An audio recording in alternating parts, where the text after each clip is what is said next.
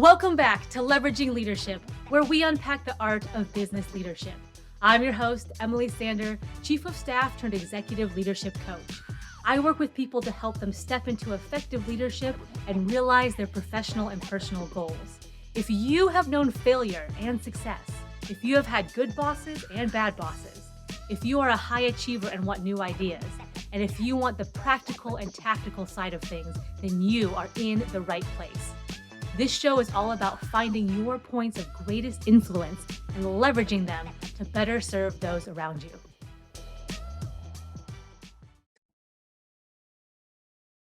Welcome back. I wanted to talk through the difference between highest ROI versus highest probability. All right, so most of us are familiar with highest ROI. So what is my highest return on investment? So as Chief of Staff, as I go through my day, my week, month, quarter, what are my highest ROI opportunities in terms of my use of time, my interactions with team members, the projects I'm working on, the selection of projects that I take on, et cetera, et cetera? What is the biggest bang for my buck? Where are my leverage points? That is a great lens to look at things through.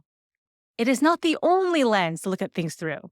Sometimes you have to go from lens A to lens B. So you think about like the eye doctor and the machine they put on your face and they flip through like, is it brighter, bolder, clearer, lens A or lens B, option 1 or option 2?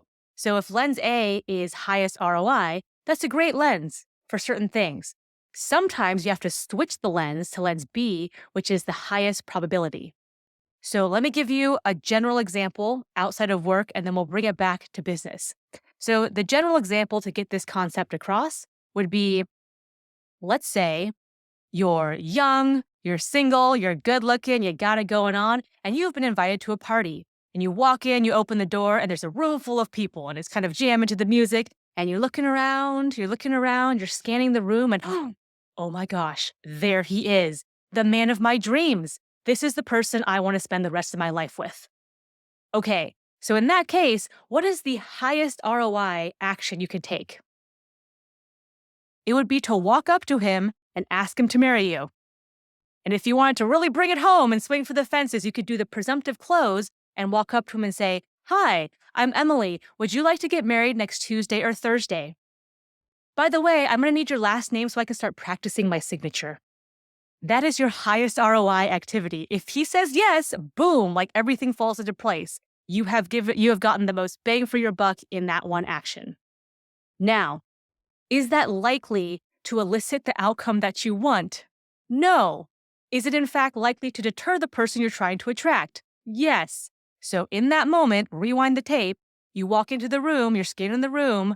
What is the highest probability action you can take when you see the man of your dreams? It would be asking him to coffee, right? So that might look something like you walk up to him and you introduce yourself and you just start making small talk and start talking about what you do for fun. And I just joined a flag football league and some of my girlfriends and I are like playing on this co-ed league and we're passing and throwing. We're not quite sure what we're doing, but it's a lot of fun. And you're smiling and you're laughing. Oh my gosh, you're so funny. Arm tap. Oh, do you work out? Oh, you actually play flag football? Oh, wait, no way, you ref flag football? Okay, well, maybe you could teach us some plays and then afterwards you and I could grab a cup of coffee. That could be your highest probability workflow, right? Okay, so in that example, highest ROI, will you marry me? Highest probability, do you want to grab a cup of coffee? Okay, so we'll bring that concept back to the business world, specifically for chiefs of staff. Okay, so let's say you are a chief of staff and you're working on strategic planning. And you've got objectives and you've got key results and this whole program is running. The problem is it's old. So the people who came up with these objectives are long gone, let's say. So there's been turnover at the leadership level. Let's say people and the teams and individuals are super confused because they've been getting bits and pieces here and there of this strategic plan and what am I supposed to do? The systems are a mess. So some people are in Asana, some people are using Notion. You got some old school people who are doing like notes on a yellow notepad and no one's connected or talking about this together. Okay, so in that situation, the highest ROI action would be ripping up the whole thing by the roots. Let's start over. Let's reset, refresh, do a hard reset on this thing and talk about this together as the current leadership team and the current market conditions, company organization, company structure, et cetera, et cetera. For whatever reason, in reality, that might be a non-starter. That's just not going to happen. And in fact, it might deter some people from working on the strategic plan at all because it makes it even more confusing, or they're not bought in, or it just makes them not want to work with you for whatever reason. That could be just the reality of the situation. Okay, if you have that and you say, all right, lens A is highest ROI, I know that's just not going to happen for us right now. Let me switch to lens B, which is what is the highest probability action I could take right now? That could look something like, all right, let me take this one team and just run this new strategic planning program with them. And then let's compare and contrast and see if that works well, better or worse, or compare the pros and cons of how we're running the rest of the org. That could be one way.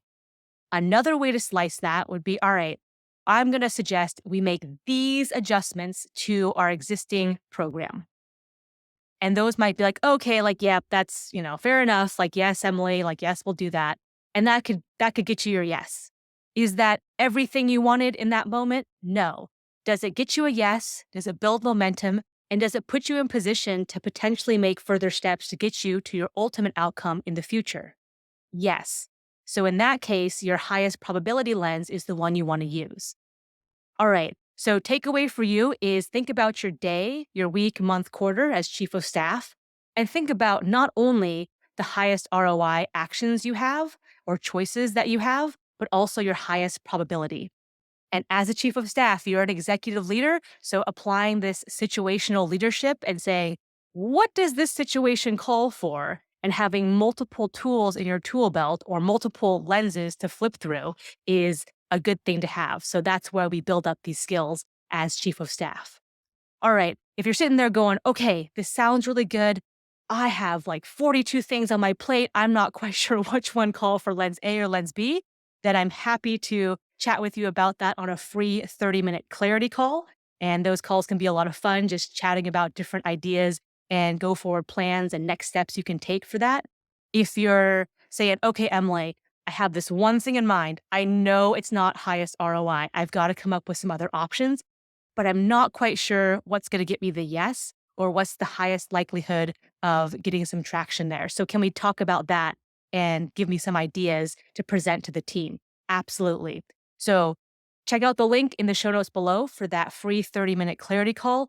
My job on these is just to add value to you. I don't want anything from you per se. I enjoy these calls a lot. I like helping people. I love helping chiefs of staff.